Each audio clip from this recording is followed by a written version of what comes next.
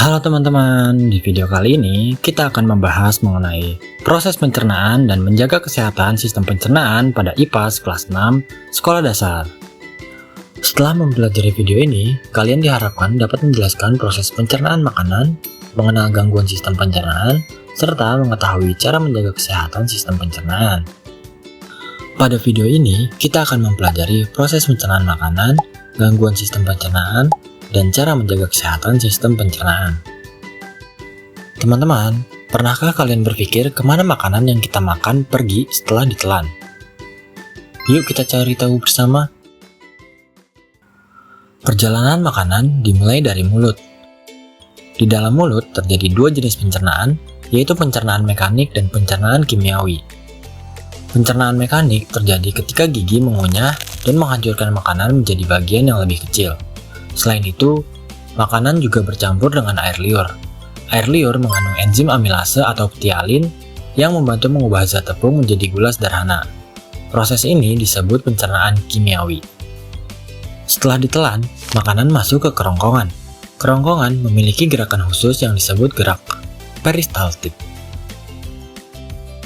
Gerakan ini membantu mendorong makanan menuju lambung.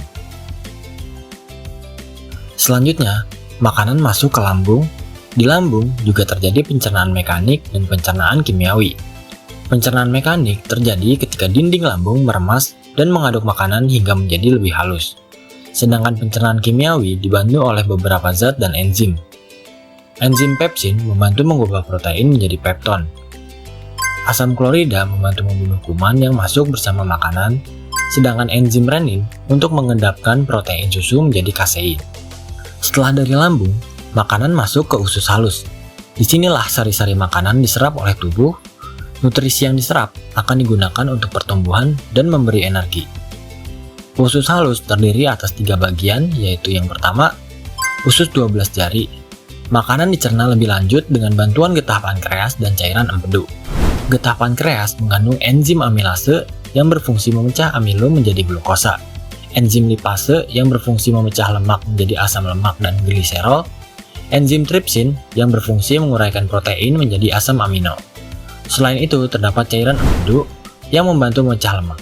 Setelah itu, makanan bergerak menuju usus kosong untuk melanjutkan proses pencernaan dari usus 12 jari.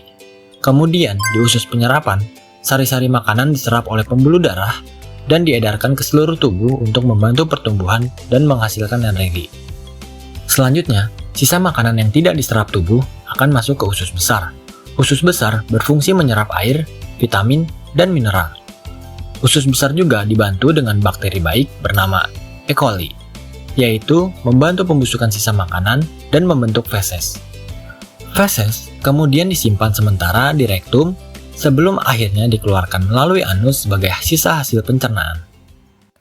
Teman-teman, sistem pencernaan dapat bekerja dengan baik jika kita menjaganya dengan benar. Namun, jika tidak dijaga, sistem pencernaan dapat mengalami gangguan.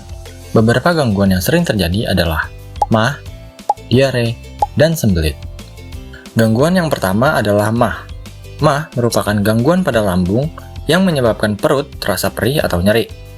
MAH juga dapat terjadi karena pola makan yang tidak teratur, sering terlambat makan, atau terlalu banyak mengonsumsi makanan yang pedas dan asam. Gangguan berikutnya adalah diare. Diare adalah kondisi ketika seseorang buang air besar lebih sering dengan tinja yang encer. Diare biasanya terjadi karena makanan atau minuman yang kurang bersih, sehingga mengandung kuman. Dan yang ketiga adalah sembelit. Sembelit adalah kondisi sulit buang air besar. Sembelit dapat terjadi karena kurang mengonsumsi makanan berserat, kurang minum air putih, dan kurang melakukan aktivitas fisik. Agar sistem pencernaan tetap sehat dan terhindar dari berbagai gangguan, kita perlu menerapkan kebiasaan hidup sehat setiap hari. Cara pertama adalah mengonsumsi makanan bergizi seimbang. Selain itu, kita juga perlu memperbanyak makanan sayur dan buah karena mengandung serat yang baik untuk kesehatan sistem pencernaan. Cara berikutnya adalah minum air putih yang cukup setiap hari. Jangan lupa juga mencuci tangan sebelum makan dan menjaga kebersihan makanan agar terhindar dari kuman penyebab penyakit. Kita juga perlu berolahraga secara teratur dan makan tepat waktu. Kebiasaan ini dapat membantu sistem pencernaan bekerja dengan baik. Sekarang, saatnya menguji pemahaman kalian. Kerjakan soal evaluasi dengan teliti dan pilih jawaban yang paling tepat. Hari ini, kita telah mempelajari proses pencernaan makanan pada manusia, mulai dari mulut hingga anus. Kita juga telah mengenal beberapa gangguan pada sistem pencernaan, yaitu MAH, diare, dan sembelit. Selain itu, kita juga belajar cara menjaga kesehatan sistem pencernaan dengan menerapkan pola hidup sehat. Berikut adalah referensi yang digunakan dalam penyusunan video pembelajaran kali ini. Referensi tersebut menjadi dasar dalam penyusunan materi dan pengembangan media pembelajaran.